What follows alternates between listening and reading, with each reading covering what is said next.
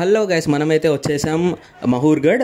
ఇది కిన్వాత్ railway station దగ్గర దిగి వచ్చామన్నమాట. ట్రైన్ డీటెయిల్స్ మీకు ముందు చెప్తూ ఉంటాను. సో మనమైతే ఇక్కడ బస్ స్టాండ్ దిగినప్పుడే పక్కన సందులోనే ఒక లాడ్జ్ అవుతుంది, అక్కడ చెక్ ఇన్ అయ్యాం. సో మాకు 800 రూపీస్ తీసుకున్నారు. 2 రూమ్స్ ఇచ్చారు ఫ్రెష్ అప్ అవ్వడానికి. ఈవినింగ్ 5 వరకు 1 రూమ్ ఇచ్చారనమాట. సో కొంచెం మన బేరసారాల బట్టే ఉంటుంది.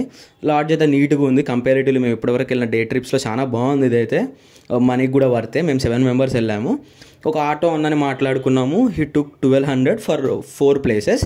దాని తర్వాత ఇంకో ప్లేస్ ఎక్స్ట్రా పాండవ్ యాడ్ చేసుకున్నాం కాబట్టి it got like 1400 for 5 places. నేను ఆటో అన్న డిస్క్రిప్షన్ కూడా పెడతా, నెంబర్ ఇక్కడ కూడా పెట్టేస్తా.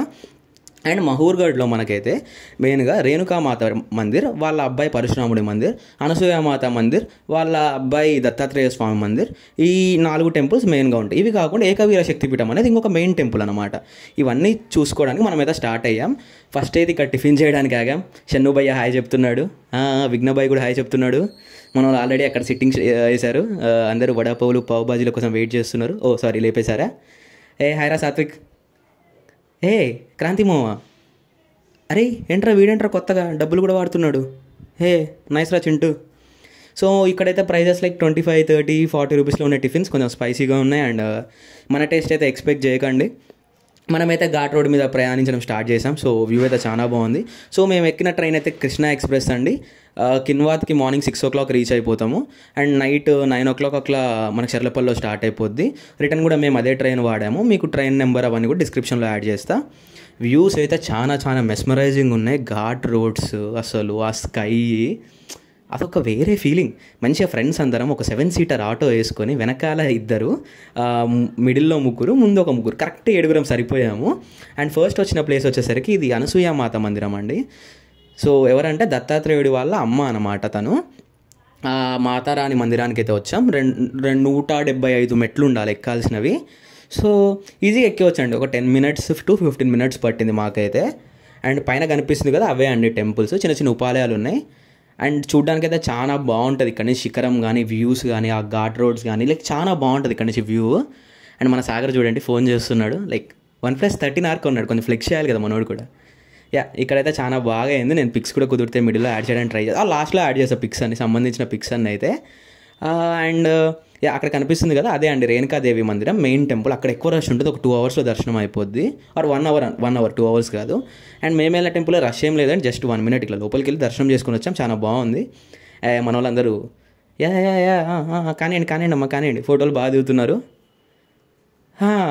అదండి ఇక్కడ మన వ్యూ పాయింట్ అయితే ఇది. సో ఇవన్నీ చూసుకొని మనమైతే కిందకి దిగేద్దామని ప్లాన్ చేసుకున్నాం. సో కిందకైతే దిగేద్దాం. సో ఇదైతే దత్తశిఖర్ మందిర్ అండి, శ్రీ దత్తాత్రేయ స్వామి వారి మందిరం. అక్కడ అనసూయమాత వారి మందిరం ఉంది కదా, ఇక్కడ వాళ్ళ కొడుకు దత్తాత్రేయుడి మందిరం ఉంది. అండ్ లోపల అయితే విగ్రహం చాలా బాగుందండి. ఫొటోస్ తీయనేయలేదు, ఎక్కడ కూడా గర్భగుడిలో ఫొటోస్ తీయనీయలేదు. వాళ్ళ తీయదలుచుకున్నా సరే మేము లైక్ మీరు వచ్చి ఎక్స్పీరియన్స్ చేయాల్సిందే. ఇక్కడ ఉన్న పీస్ని కానీ సెరెనిటీని కానీ. చాలా బాగా అయింది దర్శనం. ఒక 5 members to 10 members ఉన్నారు క్యూలో అంతే. అండ్ దేవుడి ముందు మనకు ఒక గాజు అయితే అడ్డంగా ఉంది. సో మనం లైక్ ముట్టుకోవడానికి కానీ పూలు పెట్టడానికి లేదు, అక్కడ ముందు గాజు దగ్గర పెట్టేసుకోవచ్చు. అండ్ ఇదంతా కూడా మనకు చూస్తే ఒక రాజమందిరమో లేకుంటే ఒక ప్యాలెస్ అట్లా ఉంది. మోర్ దెన్ ఏ టెంపుల్. లోపల ఒక మఠం ఆ టైప్లో ఉంది. అండ్ లోపల ఉన్న దత్తాత్రేయ స్వామి వారి నమూనా విగ్రహం అయితే ఇక్కడ మన ముందు ఉంది. దర్శించుకునే వాళ్ళు దర్శించుకోవచ్చు. జయ గురుదత్త. ఇక్కడ పక్కనే ఒక చిన్న యజ్ఞగుండం లాగా ఒకటి ఉంది. మా వాళ్ళందరూ అక్కడ దర్శనం చేసుకుంటున్నారు. అండ్ మంచిగా కూర్చున్నారు దర్శనం అయిపోయాక. అండ్ ఇక్కడ కూడా మీకు అన్నసత్రం అనేది ఉందండి. మీకు బయటకు వెళ్ళినప్పుడే మీకు కనిపిస్తూనే ఉంటుంది. మన దగ్గర అన్నదాన కేంద్రంలో ఇక్కడ వీళ్ళు అన్నసత్ర అని పిలుస్తారు. సో ఇంట్రెస్ట్ ఉన్న వాళ్ళు అక్కడనే భోజనం చేసేయండి. మేము పొద్దున వెళ్ళినప్పుడు అనసూయమాత మందిరం దగ్గర కూడా ఉండే అనమాట. అండ్ మనమైతే రేణుకాదేవి టెంపుల్కి వచ్చేసామండి. సో ఇక్కడ బయటనే మనకు ఒక 50 రూపాయలు ఇస్తే ఒక తమలపాకుల కట్ట ప్లస్ ఒక పొడి కట్టిస్తారు. అది పైకి వెళ్ళి మనం దంచి పొడి చేసుకొని అమ్మవారికి పెడితే అమ్మవారికి కొంచెం పెట్టి ఆ ప్యాకెట్లో కొంచెం మనకు రిటర్న్ ఇస్తారు. అండ్ అమ్మవారి గుడి అండి ఇదైతే. మేమైతే బయట ఎవరినో తాంబూలాలు కొట్టి ప్రసాదం చేసే వాళ్ళని అడిగితే వాళ్ళుండి విఐపి దర్శనం అని అడిగితే ఎవరికో మనీ ఇమ్మన్నారు, ఇచ్చేసి లోపలికి వెళ్ళిపోయాం. మాకు అంత దూరం నడిచేసరికి కాళ్ళు బాగా నొప్పిలేసేసింది. అండ్ బయట లక్ష్మీదేవి మందిరం, శివాలయం, ఇట్లా రకరకాల ఉపాలయాలు అయితే ఉన్నాయి. అండ్ ఇక్కడ కూడా కొంచెం ముందుకెళ్ళి కిందకి దిగితే పరశురాముని దేవాలయం ఉందండి. మేము మిస్ అయ్యాం, నేను, ప్రదీప్, ఇంకా సాత్విక్.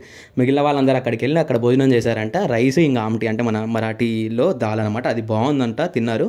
అండ్ మీరు ఇందాక చూసుకున్నట్లయితే అమ్మవారు ఇక్కడి నుంచి కనిపిస్తారు. మేము ఇక్కడ నుంచి కూడా ఒకసారి దర్శనం చేసుకొని కిందకైతే నడుచుకుంటూ వెళ్ళిపోయాం. ఇక్కడ కూడా అందరూ పూజలు ఇక్కడ చేస్తున్నారు. ఇక్కడ కూడా ఒక యజ్ఞకుండం అయితే ఉంది. సో మన రేణుకాదేవి ఇక్కడ ఉన్నారైతే. సో ఇక్కడనే అండి మనకు తమలపాకులు దంచుతారన్న కదా, వీళ్ళే మాకు లోపలికి వెళ్ళడానికి సాయం చేశారు, ఎలా వెళ్ళాలి అది ఇది అని చెప్పారు. సో ఇక్కడ ఇదే ప్రసాదం అండి. ఎలా అంటే మీరు ఒక 50 రూపాయలు కింద కట్ట తీసుకొని ఇస్తే వీళ్ళు దంచడానికి 10 రూపాయలు ఛార్జ్ చేస్తారు. అది దంచి మీకు అదే కవర్లో పెట్టిచ్చేస్తారు. అది కవర్లో పెట్టాక మీరు అమ్మవారి దగ్గరికి వెళ్తే అమ్మవారి దగ్గర కొంచెం పెట్టి అమ్మవారి దగ్గర ఉన్నది మీ కవర్లో పెట్టి అయ్యగారు మీకు ఇస్తారనమాట అక్కడ పనిచేసే పంతులు. సో మీరు అదే ప్రసాదం లాగా తీసుకెళ్ళొచ్చు. మనకు అలవాట్లేదు కాబట్టి సాత్విక దానిలో నుంచి కొంచెం స్వీకరించాం మనం ప్రసాదం అయితే. పరశురాముడి దేవాలయానికి వెళ్ళే రూట్ అండి. కిందకి దిగేటప్పుడు కూడా ఇలానే వచ్చేయచ్చు. రేణుకాదేవి టెంపుల్ నుంచి సైడ్ నుంచి ఉంటుంది. ఇదే మనకు అక్కడ ఇచ్చిన ప్రసాదం అనమాట. ఫోటో పెడుతున్నాను. అండ్ ఇదే పరశురాముని దేవాలయం అండి. ఇక్కడ దగ్గరలోనే అన్నసత్రం ఉంది. మా ఫ్రెండ్స్ తిన్నదైతే ఇక్కడనే.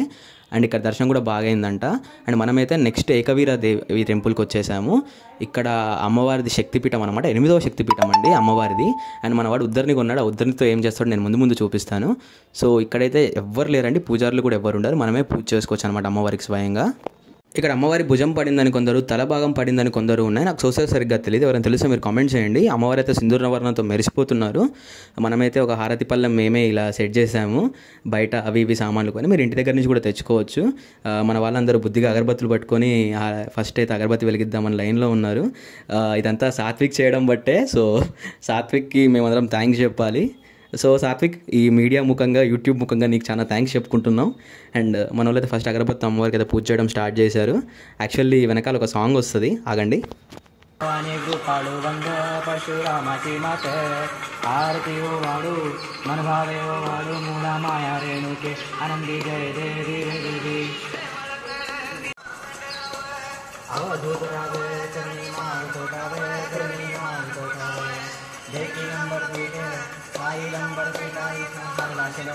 आनंदी जय देवी जय देवी जय राम जय भवानी कृपाळु वंद परशुरामाची माते आरती वो भाडू मन भावे वो. అదే మనం టెంపుల్ బయట పెనుగంగా రివర్ ఉందండి. ఆ పెనుగంగా రివర్ దగ్గర ఒడ్డున ఇక్కడ సిద్ధేశ్వర మహాదేవ్ ఆలయం అనుకుంటా, నేను కరెక్ట్గా చదివానో లేదో. సో ఇక్కడ స్వామివారికి అయితే మేము దండం పెట్టుకున్నాం. ఇక్కడ నుంచి వ్యూస్ కూడా చాలా బాగున్నాయి. చాలా లైక్ నది చాలా పెద్దదే కానీ లోతు చాలా తక్కువగా ఉంది. సో ఫొటోస్ దిగాలు కూడా దిగొచ్చు. ఇది మనకి ఏకవీర దేవి టెంపుల్ అండి. ఇక్కడ నుంచి వ్యూ పాయింట్ అయితే. అండ్ ఇక్కడ మీకు అక్కడ ధ్వజం కనిపిస్తుంది కదా. సో మన వాళ్ళు ఉన్నారు కదా, పక్కనే కాలభైరవ టెంపుల్ కూడా ఉంది. షన్ను సాగర్ ఉన్నారు ఫ్రేమ్లో. మేము ఇక్కడ నుంచి దిగి నది దగ్గరికి అయితే వెళ్ళిపోయాం వెంబటే. సో నది దగ్గర అయితే ఇక్కడ అప్పుడే మేము దుర్గాష్టమి దసరా అయిపోయిన తర్వాత వెళ్ళాం కదా, నిమజ్జనాలు అవన్నీ అవుతూ ఉన్నాయి. మేము దారిలోనే 2-3 నిమజ్జనాలు చూసాం. ఇంకా ఇక్కడ అందరూ కూడా లోకల్స్ కూడా ఎక్కువ మంది చేపలు పడుతున్నారు. అండ్ మేము కూడా కాలు పెడితే 2-3 చేపలు వచ్చి కొరికాయి. దీని తర్వాత మనం లాస్ట్ ప్లేస్ అండి మేము వెళ్ళింది పాండవ గుహ అనమాట. లోపలికి అడవి లోపలికి ఉంది. ఇది ASA protected monument. Normal 1200 charge చేసిన అన్న ఇది ఒక్కటి స్పెసిఫిక్గా చూపించండి 200 ఎక్స్ట్రా తీసుకొని. So 1400 divided by 7 is like 200 per person. And రూమ్కి ఒక 800 అయింది. 800 డివైడ్ బై 7 అంటే 110 రూపీస్ per person. సో అదొక 200, ఇది ఒక 110, 310 ప్లస్ బస్ టికెట్స్ వచ్చేసరికి 150 అయింది. So 310 plus 150 is like somewhere around 360 plus 460 అయింది. సో 460 ప్లస్ 550 అయింది ఆ టికెట్స్, ట్రైన్ టికెట్స్. సో ఇవి 1000 అయినా 200 ఫుడ్ వేసుకున్నా సార్ 1200 కంప్లీట్ చేయవచ్చు. So that's the logic here. So ఎక్కడికి కూడా ఎంట్రీ ఫీజెస్ ఏం లేవు. మాకు దర్శనానికి ఒక దగ్గర 80 ఎక్స్ట్రా కట్టామంతే పర్ హెడ్. 250కి 3 people వెళ్ళాం. లైక్ అది అన్అఫీషియల్ అండి. అండ్ ఇక్కడ గుహ అయితే చాలా బాగుంది, కానీ గబ్బిలాలు చాలా అంటే చాలా ఉన్నాయి గైస్. కంప అయితే గట్టిగా కొడుతుంది, చూసుకొని వెళ్ళండి. సో మేమైతే ఇక్కడ కోతిశేషాలు చేయాల్సిన కోతిశేషాలు అయితే చేసాం.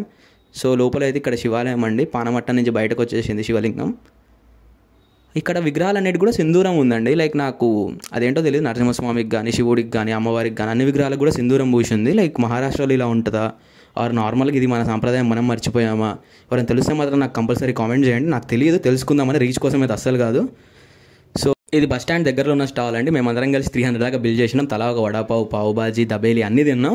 అండ్ ఇక్కడ నుంచి ముందుకెళ్తే బస్ స్టాండ్ ఉంటుంది. అక్కడ కిన్వాత్కి లాస్ట్ బస్ 7కి ఉంటుంది. అది ఎక్కేసి బస్ ఎక్కి దిగేసి మళ్ళీ అక్కడ రైల్వే స్టేషన్కి వెళ్ళేదారిలో పుష్పాంజలి దగ్గర మహారాష్ట్ర తాలి దినం 100 రూపీస్, చాలా బాగుంది. సో ఇలాంటి మరింత కంటెంట్ కోసం లైక్, షేర్, సబ్స్క్రైబ్ అయితే చేసుకోండి. Thank you so much. Have a nice day.